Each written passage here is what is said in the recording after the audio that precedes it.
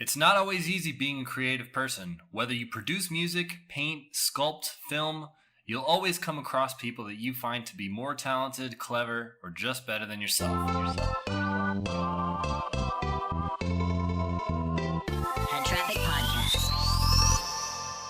My name is Michael Muranaka. This is the Headtraffic Podcast, Episode 3. This week, we're going to talk about comparing yourself to others and how to stop it. It's simple. If I have enough fuel.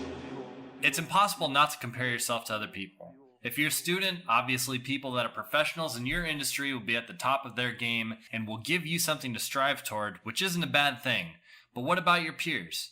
In rare cases, some people are born with a Midas touch and are able to quickly learn, adapt, and build their skill set extremely quickly. But most people need to find their stride and put in their 10,000 hours the old-fashioned way. And what if you're already in the industry? In 2010, I'd been a professional graphic designer for 3 to 4 years, and I'd constantly be comparing my skills to others.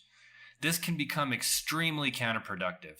You'll always end up feeling bad, and that negative thinking will suck up all of your energy.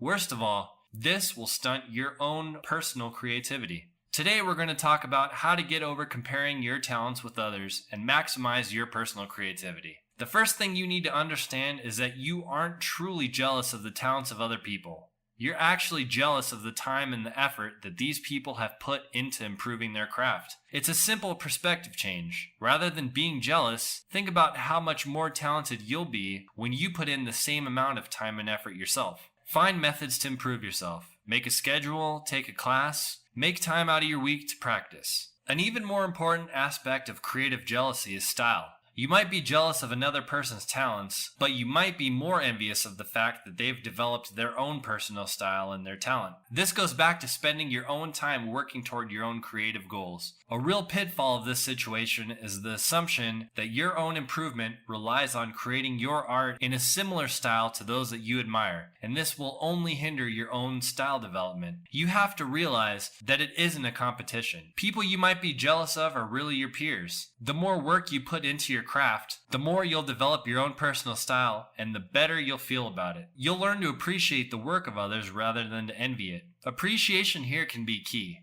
You might see techniques in others that you'd like to incorporate into your own skill set, which is never a bad thing as long as you're boosting your own personal development.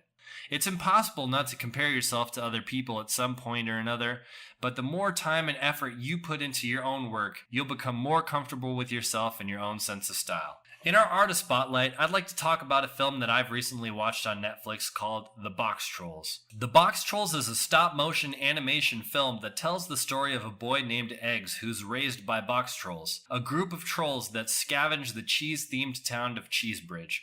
Boxtrolls are blindly hated and thought to be the scourge of the town, stealing and eating babies, when in fact they spend most of their time scavenging odds and ends so that they can invent their own knickknacks. I hadn't previously heard of this film, but it features a wide range of amazing voice talent, including Simon Pegg and Ben Kingsley. It's produced by Laika and directed by the infamous Graham Annable and also Anthony Stacchi. The story's fantastic, but I think that the art and animation really steal the show. Although stop motion, the animation is extremely fluid. The facial animation has a slower frame rate, but I think it's a really nice touch. Although set in an older pseudo-British township, the colors never seem too drab or dank. And quite the opposite. Stop motion has always been one of my favorite mediums, and the Boxtrolls really takes it to another level in my opinion. I highly recommend it. As far as video game sales, there's nothing much to report on the PlayStation storefront. At humblebundle.com, there are currently 2 game bundles, the Game On bundle and the Adult Swim bundle. As for the Game On bundle, $10 will get you Borderlands the pre-sequel, which I haven't played myself, but I'm a huge fan of the series.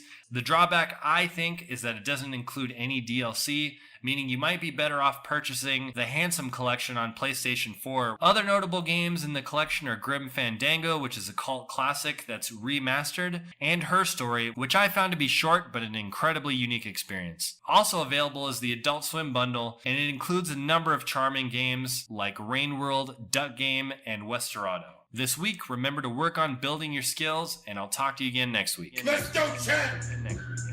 Let's go, champ!